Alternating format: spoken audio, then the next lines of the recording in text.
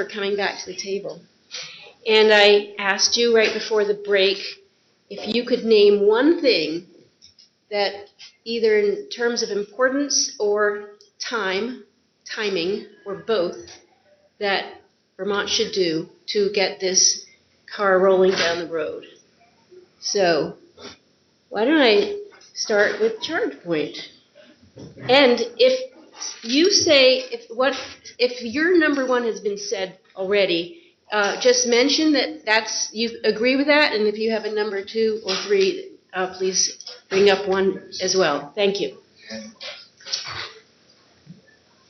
So this is a really hard question, and I'll say that even though in my heart what I feel like I should say is clearing up the kilowatt-hour pricing issue that we just spoke about, I think what should have it concurrently and is more important to ensuring clarity in the market is to identify clear rules of the road for all different actors, which could incorporate that. So what are the roles for electric utilities? What are the roles for weights and measures agencies? What are the roles for the competitive market?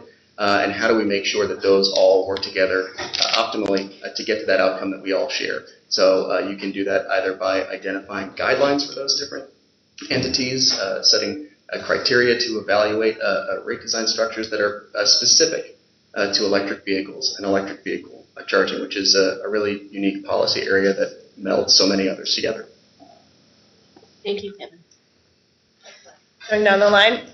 Yeah, we'll go right down the line. Thank you. And so you're from Siemens again. So I think what has really been highlighted today a lot, and I think is very important for Vermont to pay attention to, is that one, you have the opportunity to start right with smart charging, and that smart charging being sub-metered, so that you have the opportunity to collect and then later on analyze all of the data and the necessary granularity and open access that is really going to enable you to take a comprehensive look at how your programs are progressing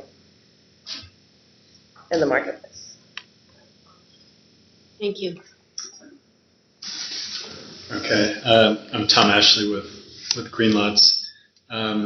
So I did prepare a 1, 2, and a 3, and I might have to offer more than just a 1. But well, since you really haven't had a chance to speak much, then why don't you just go on ahead? Okay. Well, so, there are a few things. I mean, one is process, one is timeline, which may be very related to process. And then, not least of all is, what consumers actually need.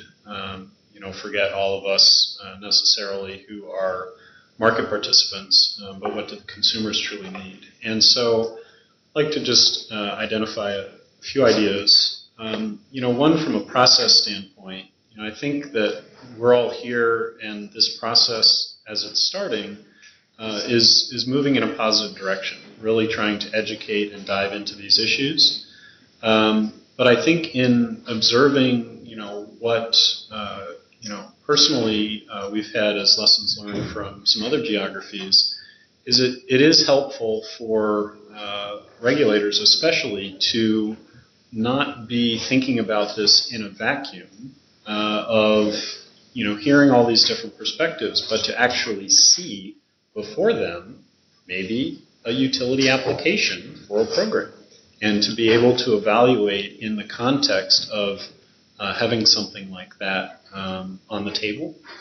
Relatedly, even before this process concludes, I might posit that it would be beneficial to the process to invite, but not require, the utilities to indeed make some applications or identify some visions or concepts or roadmaps. But in terms of what the consumers need, they don't necessarily care about all of that. They care about charging stations that work. I think Travis earlier, boiled it down pretty simply.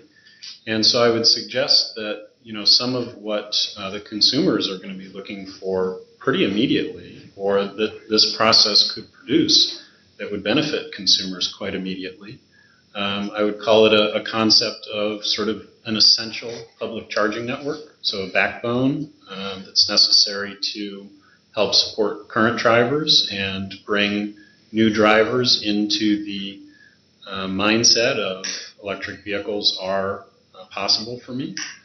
And that's not just DC fast charging. That's also some of the, schools, its workplaces, its apartment buildings, et cetera. So happy to talk a lot more, but those are a few ideas to get this going. Thank you, Tom. Sandy? I'd say number one would be to broaden the access to both. I'll start with charging, but I guess it also includes EVs because they're tied together. To both recognize and value the benefits that they provide, make sure there's sharing of data and transparent information going forward. Thank you. Brian? My number one would be incentives. Dan and I were talking about what had happened last year when we had a large dollar amount on our previous iteration leaf. I'd cite an example for a small utility in Omaha called OPPD, so Omaha Public Power District. And what these guys had done is they had invited us to offer up a program that's very similar to what we offer for Green Mountain Power, BEC, WEC, and also Burlington Electric, whereby we provide a rebate so that it'll move people toward adoption from the standpoint of price. And this small place in Nebraska that had 0 sales for EVs in February of this year went from that to 17 in the scope of a couple of months. Now, what they did is they threw incentives beyond the dollars that we had. What I didn't realize at the time is they also had a grant, and so there's some other things that were happening in the background. But it shows that the incentives coupled with outreach works. And whether or not that's a chicken or an egg, I think that you need to support EVs in some respect to get people into the motion of actually owning and operating the car so they can take advantage of charging, whether it be the workplace, the home, or on a retail basis somewhere else. Great, thank you. And Matt, I think I know what you're going to say. We need a robust charging infrastructure. Would you like to add to that? Sure. All right, so I had my list, and then Tom brought a very interesting idea forward. To your point, I think it's really interesting idea to get actually a utility proposal or two forward, because we know they have a very important role no matter how we end up on sort of roles and responsibilities, and we know we have an infrastructure deficit, and they're already playing an important role in infrastructure in the state. So I think that's an interesting idea to get the ball rolling. And then from there, I would go to roles and responsibilities and then to rate design, because it's critical to get that one set up right from the beginning to the smart charging point that was raised before. Great, thank you. Oh, do you have a mic? Oh, sorry. Okay, that's okay. I think you're set. Okay, go ahead. Hi. I guess at the risk of sounding like a broken record, to continue to promote equity and access for low-income consumers, and to that end, trying to make it a priority to keep electric rates affordable and to keep transportation affordable for these consumers. Great. Daniel? I think promoting infrastructure development is key. If you build those, drivers will come. But something that we haven't really touched on today is that I think utilities can play a critical role in public education. They're ideally situated. They are in a position where the public is going to trust what the utilities have to say on these issues, and I think that's one where, to the extent that your efforts are going to work, it depends critically upon the consumers knowing about those improvements to infrastructure, cars, and rebates, everything that's available to them. I think you've just raised a very good point, and that is whoever it is, public education. Because in our informal discussions, we've talked about some of the myths attendant to electric vehicles that are in themselves a barrier. Some of them were already mentioned, like the cost. We know that, in fact, it's not as expensive, depending on what you buy, as one might think, range, etc. And there are other myths as well. So public education is key.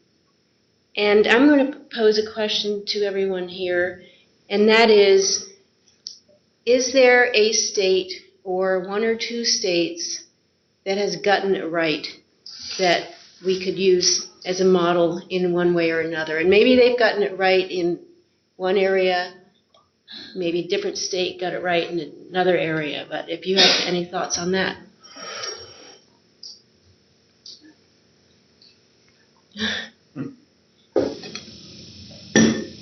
So I would posit that there is no right just yet, but I think we're seeing some encouraging outcomes in a number of states, maybe not across the board, but indeed in specific areas.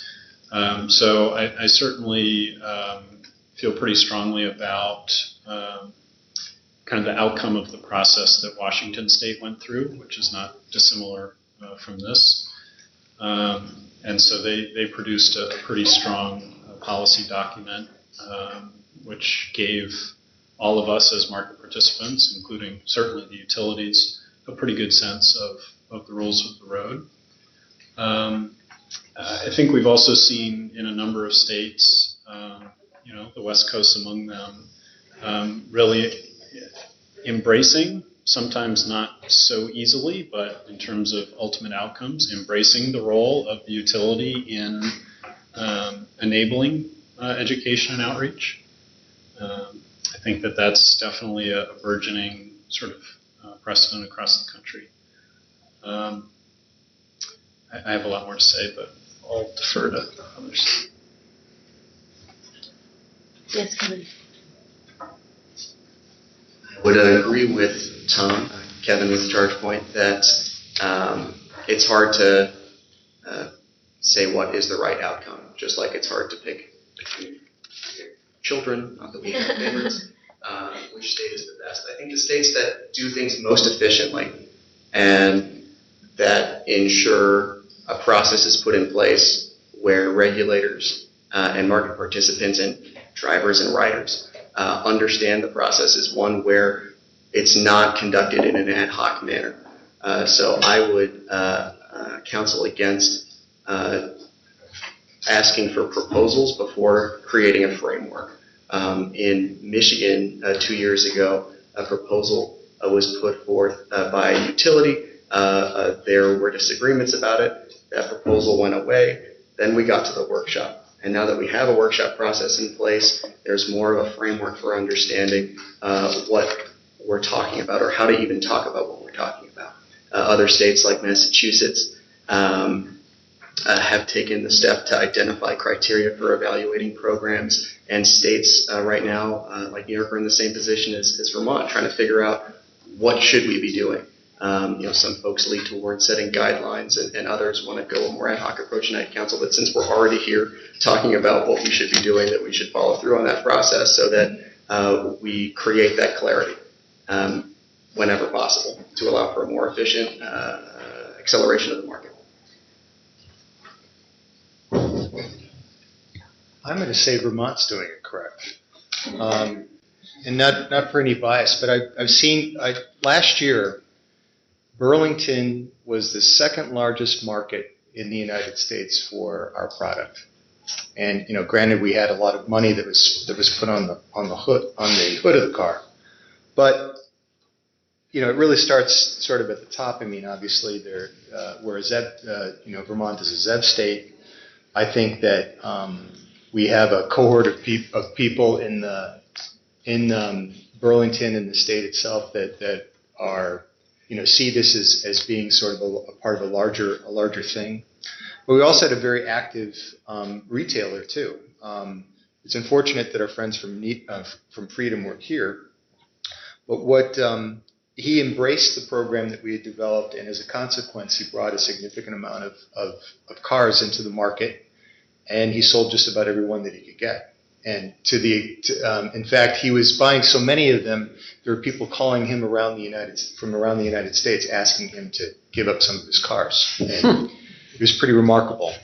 But we'd like to engender that further. And I guess what I'd point out that, I'd suggested to you that incentives do work. Outreach certainly does work, and that's something that I do as an EV business development manager. But I would suggest that we look at incentives on the cars themselves, strictly at a state level. I think I mentioned to you that this Omaha Public Power District, I thought I was the one who was actually instilling all this great things, and then suddenly there's 17 cars over a 3-month period. But then I found out there was $4,500 that was being offered by a grant, along with the incentives that we were providing. In New York, I think everybody knows there's an incentive there. Boston has an incentive. Connecticut has an incentive. Vermont doesn't. I don't know why. I mean, it seems logical that there would be if you wanted to advance EV adoption, and it should be at the car level. So I'm going to ask you a follow-up question. You mentioned that Nissan has sold 240,000 cars internationally, and 325,000. Oh, sorry, got it wrong. 325,000. 125,000 in the United States. All right. So the U.S. still pales in comparison to internationally. Are there incentives available or other reasons that electric vehicles, at least in Nissan's case, are being taken up more rapidly in other countries? Most of what's happening in the electric vehicle sphere is happening because of China. They have mandated that 10% of all of their cars will be sold as electric vehicles. They have 140 OEM, original equipment manufacturers, that are manufacturing various and sundry cars that you've never heard of.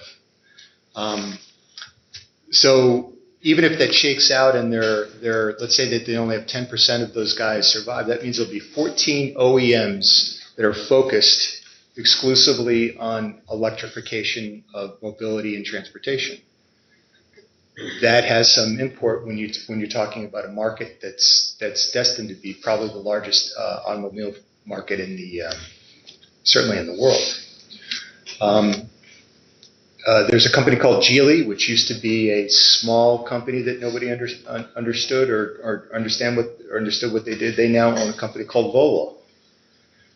They have just built a 2.8 million square foot facility where they're going to manufacture electric cars, and they have said that they are going to have all of their cars electrified in some way with plug-in by 2025. They own a company that they are positioning to be similar in scope and style to Tesla, called Polestar. And they also own 2 other companies, one called Mack Trucks, and the other one, Volvo AB. And they want to make those electric too. So it is coming. I think that, Nissan certainly is an international company. We were the first ones in. We pretty much developed the market for a class of cars that was under $30,000 and still is. Our marketing is different. It's a 50-state car. We don't have. It's not subject to only regulated markets like California. There are certain cars that are only sold in California, certain cars that are only sold in New York. But our mandate internationally as a company, with the alliance through Renault, Nissan, and Mitsubishi now, is to move forward with zero emissions, zero fatalities, and autonomous drive. So stay tuned. Great. We've digressed. Does anyone else on the panel want to talk about a state that's gotten it right? Otherwise, we can open it up to general questions. Sure. Yeah. So just a couple of thoughts. I agree with previous speakers that there's no sort of silver bullet that's out there, but I think what you want to do is learn in specific areas because there's a lot of experimentation happening. One place to look is California, not for the reasons that you'd suspect, but learn what didn't work. Because as I mentioned earlier, they've been at it a while and they've had a lot of bumps in the road. as they've been developing their market. And so that's a place to look. I think there's some interesting experimentation in the consumer awareness building through utilities. We've seen new expansion learning from old energy efficiency programs with some behavioral elements to them and digital marketplaces to them. We've seen some innovation happening now to start to bring the vehicle space into some of those capabilities. New York's just started. Massachusetts has just started down part of that path, places to learn. And then from a process perspective, I think you're actually following best practice right now that we've learned in a variety of states.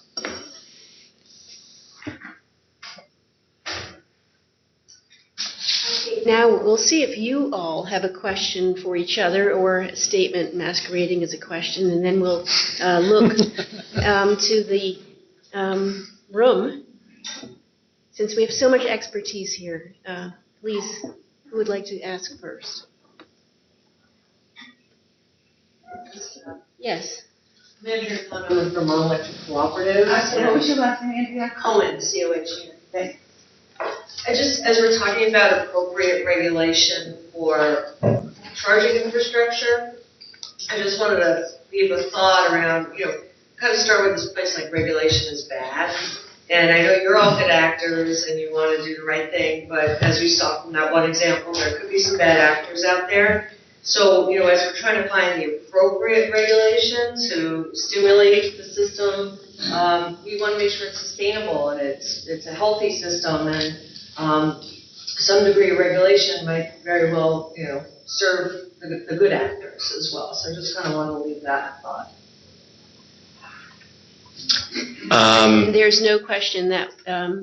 Yeah, I'd like to respond because I am in the unique position of having been a former professional actor, as well as having been a career bureaucrat. I was a chief financial officer for the Executive Office of Energy and Environmental Affairs in Massachusetts, and I love regulation. I think that finding the appropriate tools for the job is really critical. The extent to which we make sure that we're ensuring access to publicly available infrastructure that is equitable, that we have consumer protections in place to ensure that people get what they're paying for.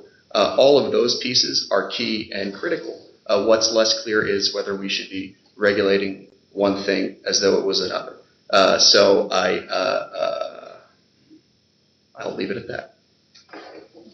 In other words, regulation, but not necessarily along traditional lines.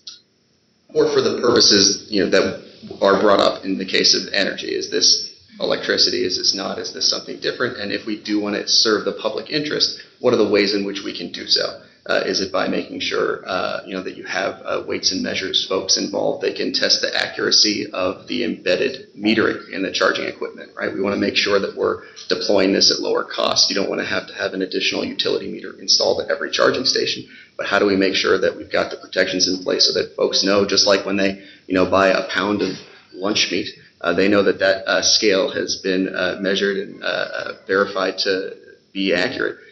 We want to make sure that we're accurate in how we measure charging services, whether it's done, whether pricing is set in terms of hourly session or including an energy-based fee.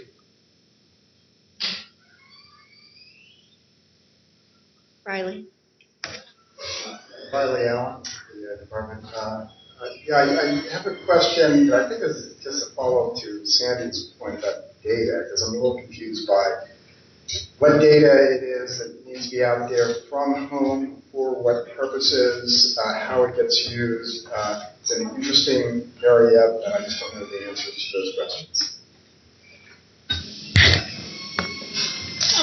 My thinking is data from charging stations, so you know which ones are being used, how much they're being used, that they are operable and available. And I think that would be helpful for people who are looking for charging stations.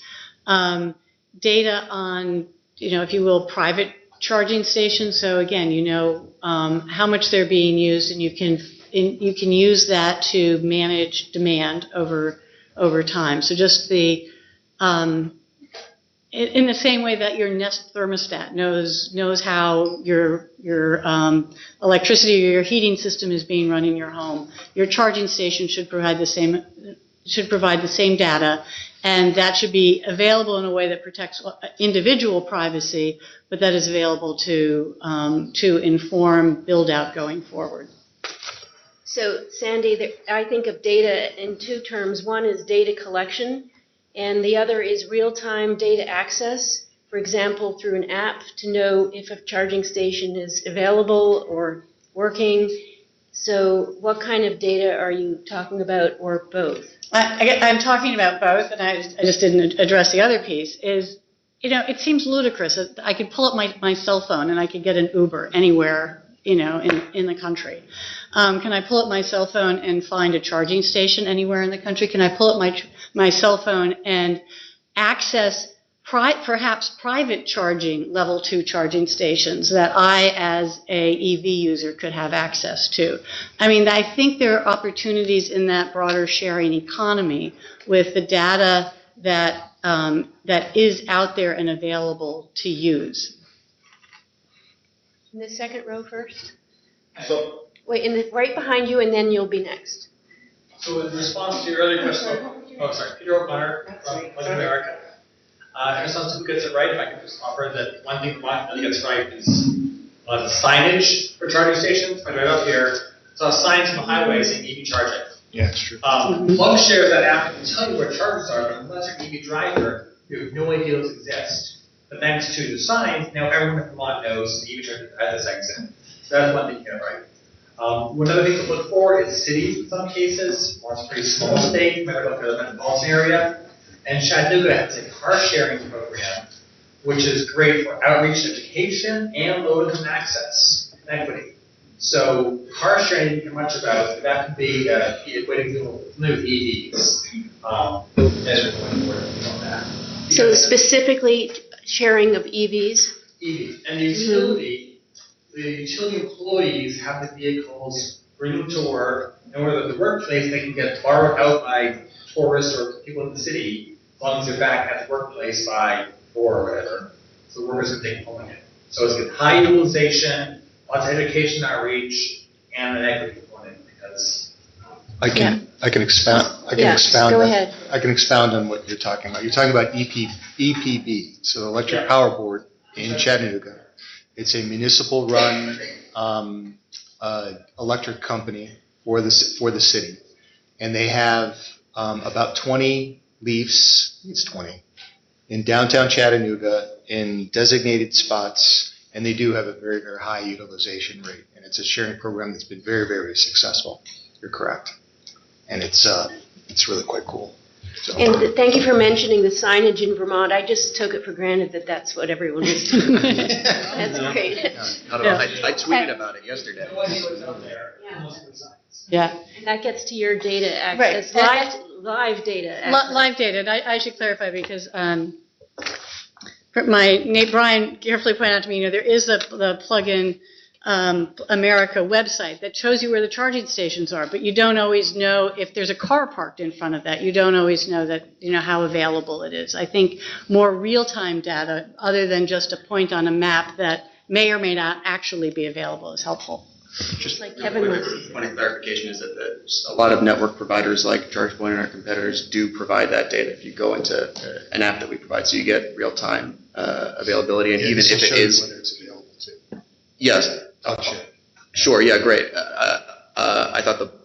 I appreciate that. So I think having that data be available is key. There is a lot of stuff you can share.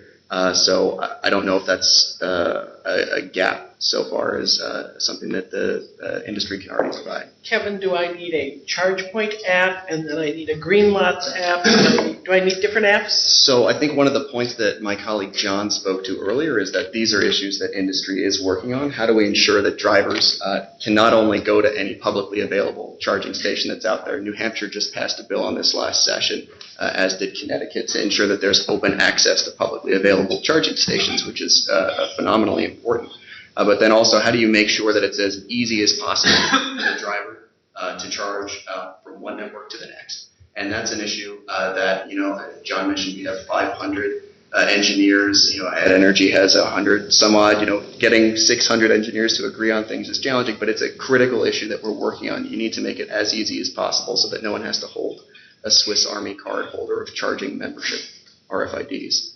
And that gets to the broader issue of interoperability, not just of apps, but of charging plugs. It's what we might call the Tesla issue. So you had a question. Yes, Frank Lyndon Rudolph. I'm a utility engineer for the Public Utilities Commission. And I'd like to address a point that that Sandra made earlier. I think you said something about using electric vehicles as a possible repository to offload excess energy to prevent curtailment of cheaper energy sources in the Shia. Could you expound on that protocol that's being considered for that? How does that balance out? I mean, what rate do they pay, for instance, and how does that help the problem? I think you could develop a program or a protocol that recognizes the geographical area where there are curtailments at times, like the Shia, and have a preferential rate for that. And that might be a place, for instance, where fleets could, whether they be school buses or UPS or FedEx trucks, could actually have lower than other rates to charge at times when there might be curtailments. And if you average that over time, that would both benefit the grid and would benefit and would provide incentives and benefit the individual users. Yeah. I just want to add, Greenlots did an early project doing wind offtake to prevent the need to curtail, and this was 7 years ago. And things were, let's say, a little more rudimentary than they are now, but one of the communication methodologies that was utilized for that project was a precursor to what is now ISO 15118, which it's basically considered kind of plug-in charge. So it's communication via basically power line communication. So once you make the connection between the plug and your car can communicate upstream. So a number of the European automakers are supporting this communication methodology right now. I don't want to get too technical with this stuff. There are a lot of different communication methodologies, but the point that I would like to make here is that in addition to having quite a number of options out there in terms of the way that you might communicate about this scenario or the rate options that you might offer drivers or site hosts to be able to offtake that extra generation, is really kind of a baseline need to be able to communicate. And in the context of a grid operator, whether that is, let's say, more the wholesale grid or transmission grid or the distribution system, which in the latter case tends to be the electric utility, there is definitely a need implicated for the utility to be able to actively communicate with the charging infrastructure in its distribution system. Can you clarify, you said ISO 8015, is that correct? 15118.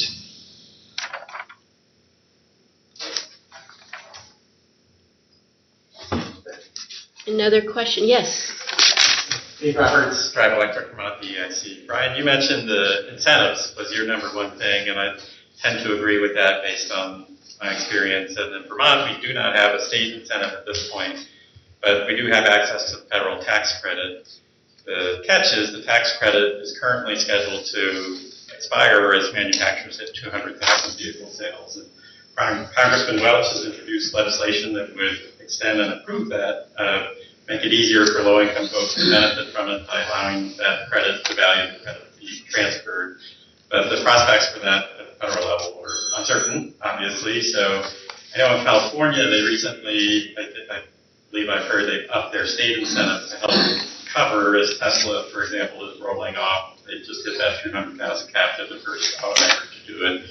So California is looking at maybe increasing their state incentive program to take up some of the slack once the federal program potentially goes away. If you have thoughts on Nissan's approach and recommendations to the federal program, are you actively trying to extend that or find ways to improve it, or are you thinking that states are going to be where that's taken up? I'm not privy to what's happening at the government affairs level. We are at 125,000, so we've got quite a ways to go before we'd reach that cap. I know that it's popular with GM, with Tesla, and some of the others that are coming into the marketplace, and certainly some of the strategies that are being developed by other car manufacturers are going to be somewhat dependent upon whether or not that incentive's there. What I could say just from a state level, I mean, in the time that I've been working in this role, Texas came out with an incentive of $2,500. And I mean, who would have thought that would have happened, but it did. So, but a lot of it is motivated by concerns that are about pollution. And I live in Dallas and in the DFW area. They are in an ozone non-attainment zone virtually every day. And that concerns a lot of people when you see big red numbers for whole weeks at a time when it gets up to 100 degrees. And so there are motivations that way. I appreciate what you've asked, but as I said, I think what's happening is it's sort of like a motivation toward what's more local. Obviously, the folks in Texas, they've got a lot of smart people there that saw that this is a way to mitigate a problem. Similarly, I think that Vermont has some opportunities there to decide about what they can do. One of the questions that I had asked one of the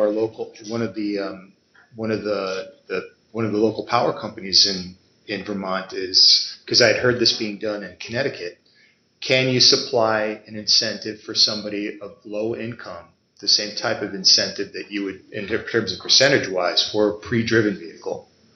One of the things that was said on the panel earlier today was that some of the cars, as they're coming off of lease, are migrating out because the market is then buying those and selling them in different parts of the world, not only in the United States, but places like Qatar, Norway, Germany. So people are coming and buying the cars that we're having off lease. If there were incentives out there that could help produce more buyers for that, more of those cars would stay, I think, in a place like, because you'd certainly have places like Freedom, who I said was number 2 in the United States last year. He's motivated to sell cars, and certainly if there are incentives, those bring this in. I would say that it's got a larger effect. What happened with Freedom, St. Albans is going to be an EV certified Nissan dealer, as is Rutland, as is Bennington. So this all kind of came about the type of activity that we saw last year. So, okay, yes. I'll add a couple. We work on a little bit on the federal tax credit side, and I think it's the prospects are challenged. That's probably not a surprise. I'd point to, there is a precedent now for incentives to apply to used vehicles. A bill just passed in California to authorize that. It was a bill that we worked on. I'd just second your note about you never know where tax credits might make sense. We actually worked on that legislation in Texas. In places where there's non-attainment, there are opportunities where you wouldn't necessarily expect them. It's part of Texas. In Texas's case, they have a large fund it's called TERP, that will provide different kinds of voluntary mechanisms for pollution reduction. Yes. To piggyback off that, Brian Garrison, EV driver. So you mentioned that the incentives specifically at the car level would make a lot of sense, but in terms of what other aspects of encouraging EV use, where else could incentives be applied? And at the level of charging, so one of the things that made the Nissan, for me, make a lot of sense was that I could have that single card that allowed me free access to, 5 different types of stations. EV Go? Yeah. The EV Go card. So in terms of where additional things, instead of at the car level, the federal incentive was a huge piece of being able to have that be affordable. But at the level of charging, that Nissan program that made it, so I didn't have to pay for any of the public charging was a huge piece. So I wonder if that's something that could be incorporated. Is it a statement question? Do you love your EV? It was great. I actually just had to turn it in back in Oregon to kind of move there. So. Okay, we'll talk offline. The question though is, does the incentive have to be at the car level, or could there be incentives at the charger level that would help provide that level? I can only speak to my car. Okay, so currently we're offering $5,000 to create EV adoption for our car.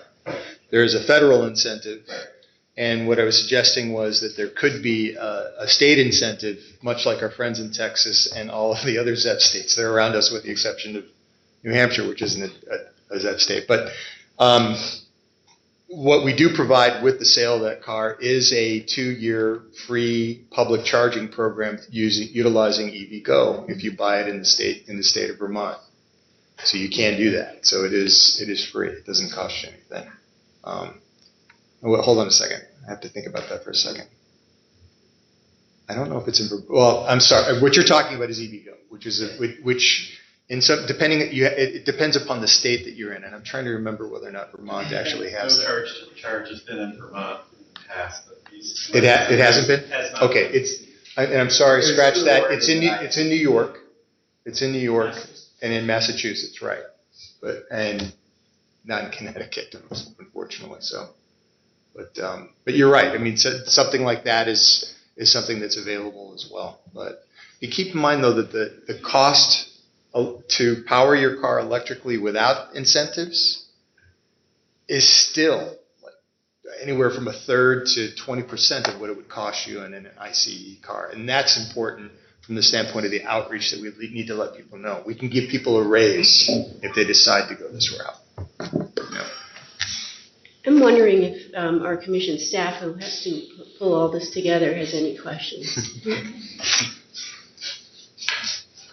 No? Oh, okay. Yes, Olivia. Hi, my name's Olivia Campbell Anderson from Renewable Energy Vermont. I noticed a consistent theme throughout all the panels today in discussing clearly that there is a role for utilities and a role for third-party and private investment.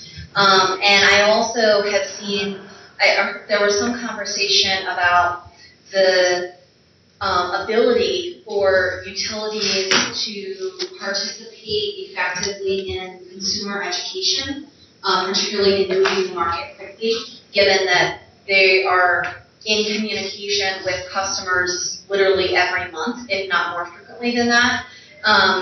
And so in other states, have there been changes to utility performance metrics or other incentives as a way to help, some of that may come as a cost to utilities, and I think a question that we also struggle with, particularly more for investor-owned utilities, but like how then do you incent that behavior? Is the fact that they would have additional load enough, or would you need other mechanisms to allow them to recover costs for certain types of public education? I think that may have been done in other states, or performance metrics, or I don't know, Matt, I think you may have experience with this. Or Sure. So this is a relatively new area, performance metrics around EVs. In Massachusetts, we did have approval of National Grid's EV program in their rate case, which came with a performance mechanism. In Rhode Island has contemplated performance mechanisms for EVs. California's the CPUC has approved a program for San Diego Gas and Electric. I don't know whether they'll end up following through on that particular program. We'll see. But it does allow for the utility to propose a performance mechanism. You guys might know some others that are out there. Kevin? One quick example, Kevin from ChargePoint, a settlement in New York with National Grid and a number of different parties led to we're in the process of implementing performance-based incentives, earnings adjustment mechanisms on a few key areas. What it really does highlight is the need to be really clear about how you're generating those metrics and to make sure that you're tying it to what we can actually attribute to one entity's actions or the other. I think as we think about how you establish that, it gets tricky if you want to peg the incentive to EV adoption, which may or may not be solely at the hands of the utilities. I don't think any one entity wants to take all the responsibility for EV adoption, so you have to look at that network. But across the board, Olivia, it's a great question about how are we looking at cost recovery? What are our guidelines for ensuring that cost recovery happens for the things that we need to happen most? And then are there different ways that we should be looking at regulation?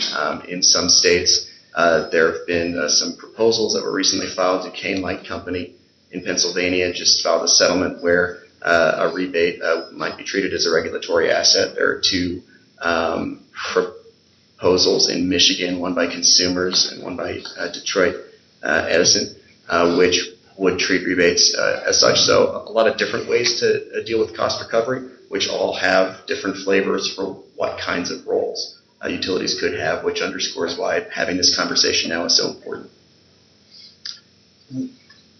Yes. Yeah, I'd just like to add, I mean, I think this starts to get at a larger issue, and that is, well, let's assume that we can decide that there are a number of different roles that the utility can perform in this space.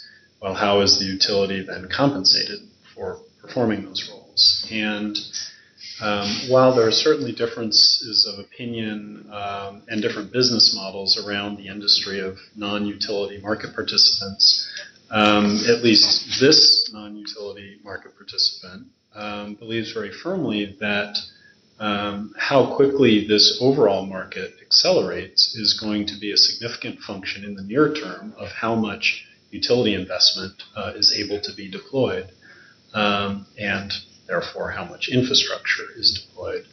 And one of the reasons for that is quite simply that assuming regulatory approval, at least for the most part of what we've seen thus far in the industry, the utility stands as almost the only entity that can be truly economically motivated to invest in, potentially own, and operate charging infrastructure. And as we're thinking about performance-based mechanisms, and Green Lots is right in the middle of this in California, Rhode Island, et cetera, what we're starting to see is utilities, frankly, being less excited about being involved in deploying infrastructure and being involved in the acceleration of transportation electrification. So I'd offer that as a little bit of a caution. So Kevin, I saw you kind of thinking that over as he was talking. I love debating with Tom, and I think we agree 95 to 96% of the time. And I think it's really not a question of whether. So I don't think the question of whether this should happen or whether there should be roles or whether there aren't roles. There's more than one great role that any given entity in the marketplace can play. I think it's really a question of how. And what I often hear when I ask the question of how is, I can sense the joy from someone who wants to detract from answering the question of how because they get to use a nice rhyme. We don't want to have paralysis by analysis.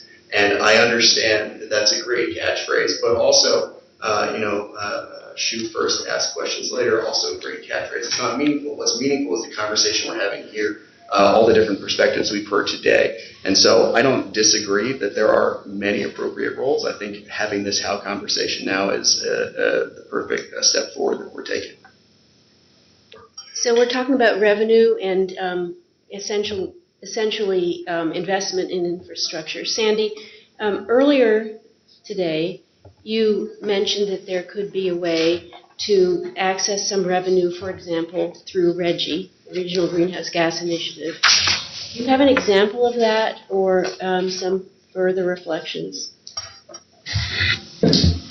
I know one policy initiative that's being considered by the RGGI states is expanding RGGI to transportation. And that's one thing that's being, or one policy that's being considered. I know some states have used RGGI funds for incentives for electric vehicles.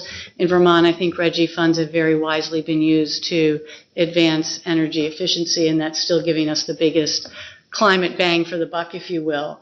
So I hope no one takes my suggestion, my inclusion of RGGI as an opportunity to say that the existing RGGI fund should be used for electric vehicle incentives, but more that the model that RGGI is built upon, which is a regional cap and trade type of a program, I think there are opportunities that for expanding that to more broadly include transportation among the states. There are, I would be naive if I didn't recognize tremendous political obstacles to doing that, but I think that at some point that something like that will come about at a broader regional level. I think there's a bigger challenge to what do we do until we get there, and I don't think it should in any way defer action until we get to some what may well be a broader regional type of RGGI or a transportation initiative on a regional basis.